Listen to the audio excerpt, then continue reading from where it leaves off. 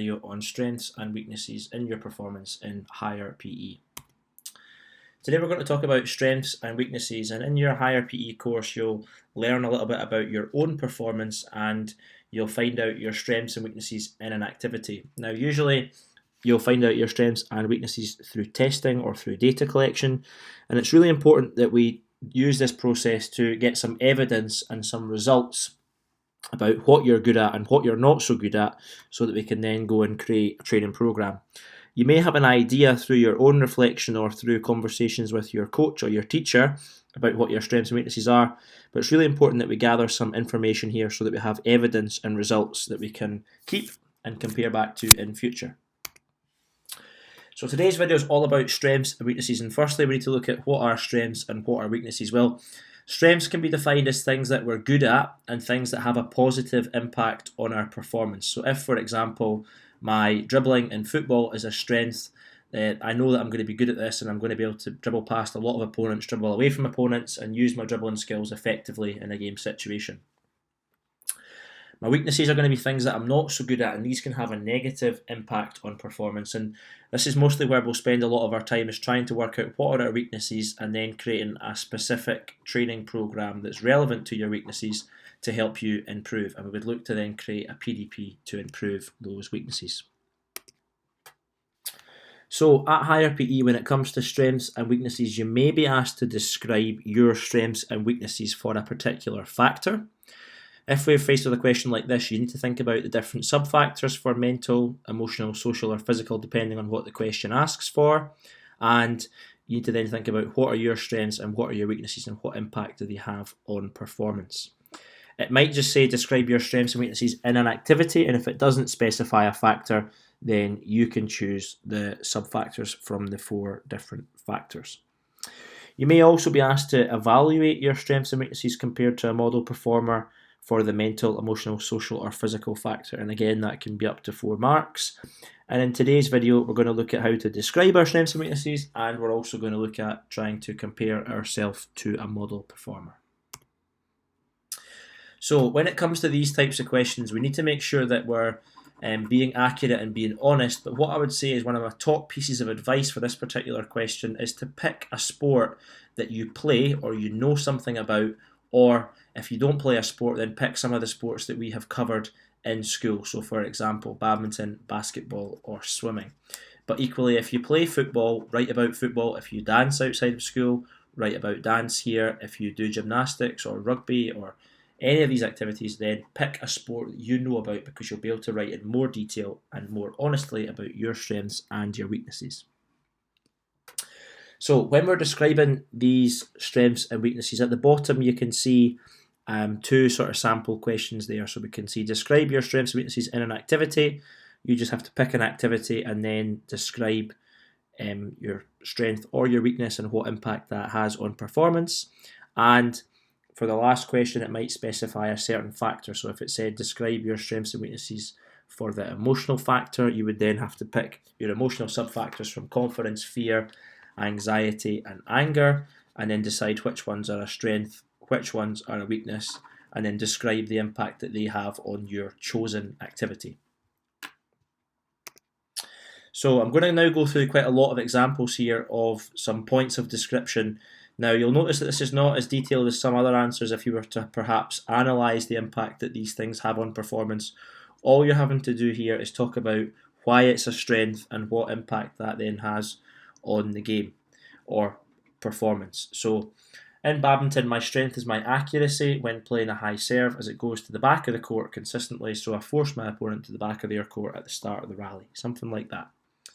In badminton, again, my strength is my drop shot technique, as I'm able to disguise this well so my opponent thinks I'm going to play an overhead clear and I'm able to hit the shuttle to the front of the court close to the net.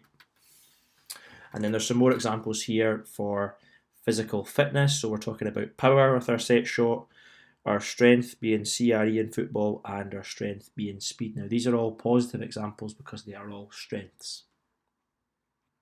If you want to look at these in more detail, please pause the video here. Moving on now to mental. So we're looking again at strengths here. So this first answer is looking at our strength being concentration in football.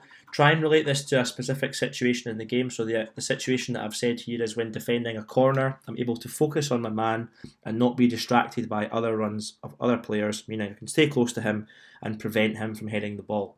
Now, it's really important when we answer these type of questions that we think about the buzzwords. So if this is to do with concentration, we want to be getting words like focused, not distracted, into our answers, and then tell us what happens. So because I'm able to stay close to him, I can stop him from heading the ball clear. But that all comes from picking a specific scenario and then using the correct language in our answer.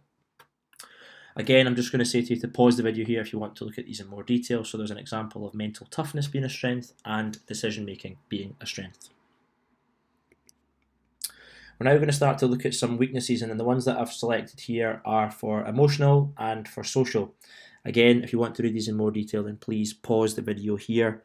It's really important when we're describing our strengths and weaknesses that we give a specific situation, and that will help the rest of your answer to flow. And think about some of the buzzwords that will link with anger or anxiety or fear in this case. And lastly, here are some examples for the social factor, again for weaknesses. Now, I haven't given you a specific question to answer here, but if it said describe your strengths and weaknesses in an activity, you could talk about any of these things. If it was 2 marks, you would want to give an example of a strength and an example of a weakness as a minimum. I would probably suggest for this question though that you write more than just 1 strength and 1 weakness, and you perhaps put 2 strengths in and 1 weakness, or 2 and 2. You can always write more than what the marks are, and just to make sure that you pick up the marks.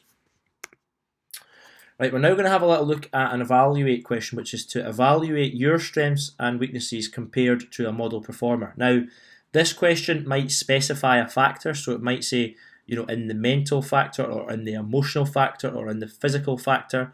But as the question is just now on screen, it doesn't specify a factor, so we can write about anything. So, again, what I would do is get you to relate this to an activity that you know something about, or an activity that you've covered in school. Then what you need to do is think about who are the model performers in that sport. So if we're thinking about football, we're probably thinking about Lionel Messi or Cristiano Ronaldo. And we're then thinking what skills and attributes do they have across all 4 factors that make them elite level performers or model performers, someone that we can look up to. Then what you need to do is consider your own performance, and then think about how do you perform in that activity. Do you share any of these qualities, or have you got any of these things that you think you're particularly strong in?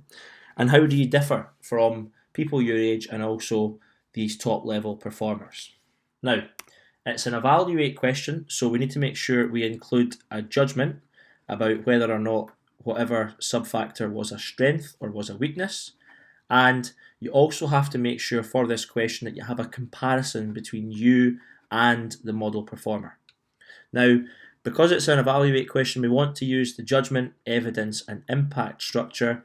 And our evidence here is going to come from a test. So thinking about a test, how would you score in a test compared to the model performer? Now, to answer this question, regardless of the factor, I would probably suggest that you use a PPW, because that can be used for any factor. So we're now going to get into some examples. So my weakness compared to a model performer in football is my CRE level. Now, we've said it's a weakness, so that's a judgment. We've made our judgment in the first sentence. And we've said that CRE is the thing that I'm not so good at compared to a model performer. Now we're going to get into the evidence part. So in the bleep test, I scored level 10, whereas the model performer would score more than level 12. We could use the PPW here. We could say something like I scored 7 out of 10, and the model performer, or 5 out of 10, and the model performer would score 9 out of 10. The last bit's really where we access the marks, and what we have to do here is give the impact that you getting tired or having a lack of CRE towards the end of the game has on your performance. And then what we have to do is say, well, because the model performer is not tired, what happens to them? So this means that towards the end of the game, I am beginning to tire and cannot keep up with play. This means as a central midfielder, I cannot make runs to support attacks or get back to help defend.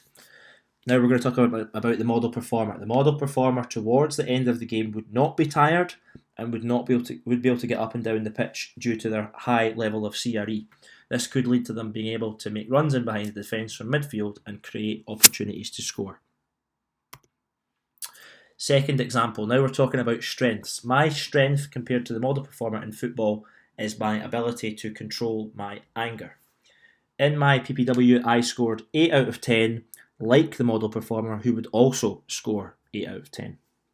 This means when I'm fouled, I'm able to keep calm and not react, like a model performer such as Lionel Messi would. This means I can keep focused on the game and not pick up any silly bookings for reacting angrily to the foul. This leads to me being able to play without a booking for the rest of the game. Thanks very much for watching this video on strengths and weaknesses. I hope you found it useful.